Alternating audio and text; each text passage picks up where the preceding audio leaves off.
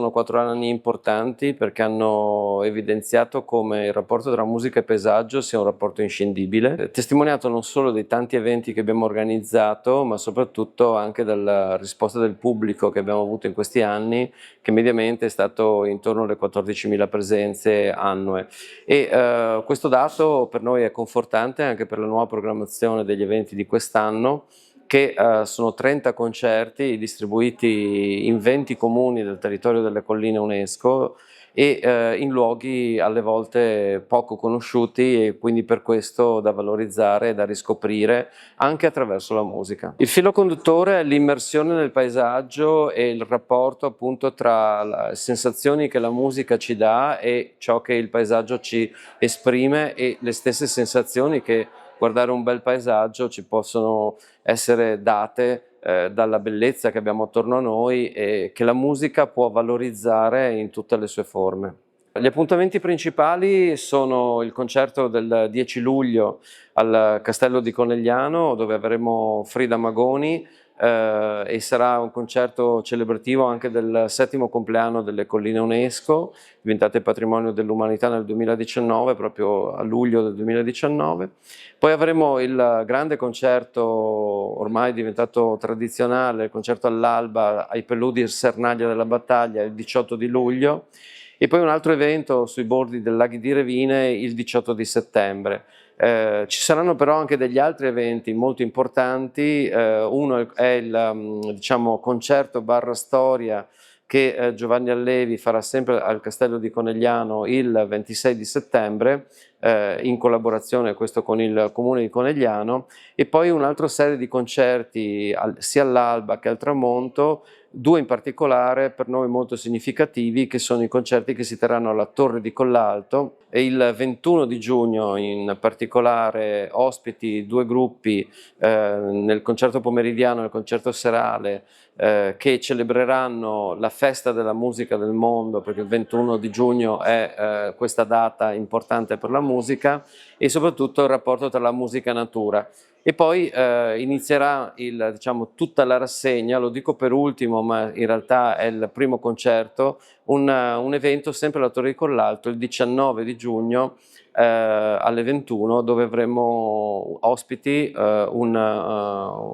il Fabrizio D'André Ensemble, che appunto proporrà,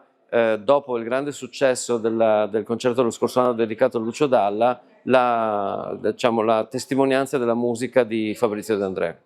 La novità di quest'anno è una novità importante per noi, perché celebra anche l'attenzione che la rassegna Armonie mette ai giovani musicisti, ed è questa collaborazione che abbiamo attivato con Valdobbiadene Jazz, sostenendo una residenza artistica di 15 giovani musicisti di jazz, che ha animato le prime settimane del Festival Valdobbiadene Jazz e che si è conclusa con un bellissimo concerto al Teatro di Miane. IPA insieme con l'associazione UNESCO e l'importante rete territoriale che abbiamo creato con questa iniziativa, con l'Istituto Beato Tognolo, l'Associazione Toti Dal Monte, le banche di credito cooperativo locale che ci sostengono, andremo a realizzare musica nel paesaggio, musica per il paesaggio, armonie, dei concerti emozionali che aiutano proprio a fruire, a conoscere, a vivere un'esperienza unica per apprezzare le bellezze del nostro territorio. Io credo che questo rappresenti per noi davvero momenti davvero importanti, perché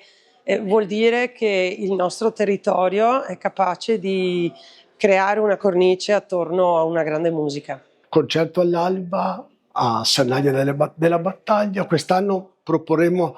un nuovo repertorio,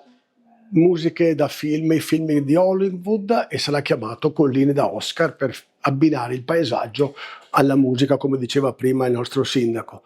Quindi i brani saranno tratti da grandi film, da Avatar, dal Pirata dei Caraibi, da Interstellar, quindi John Williams, John Barry, La mia Africa, insomma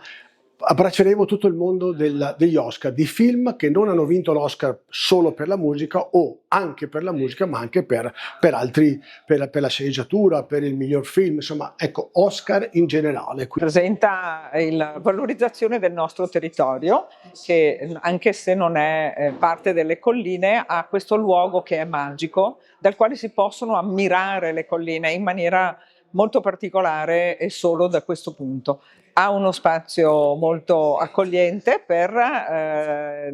l'organizzazione di questo evento magico. L'Istituto Beato Tognolo, insieme all'Associazione Musicale Toti del Monte e alla Piccola Orchestra Veneta, siamo molto lieti di poter dar vita anche quest'anno al Festival La Musica nel Sacro. Saranno 9 concerti dal 12 luglio Vittorio Veneto sino al 18 ottobre Pieve di Soligo, in cui ci saranno la grande musica, ci saranno i nostri esperti d'arte, ci saranno i luoghi più belli, più significativi delle chiese dell'Alta Marca UNESCO e soprattutto ci sarà questo conforto che auspichiamo ancora una volta di pubblico che ci ha visto in questi anni davvero avere oltre 4.000 spettatori in tanti concerti che sono arrivati da tutte le parti del Veneto a testimoniare che dentro il grande progetto Armonia il Festival Musica del Sacro è un punto di riferimento importante.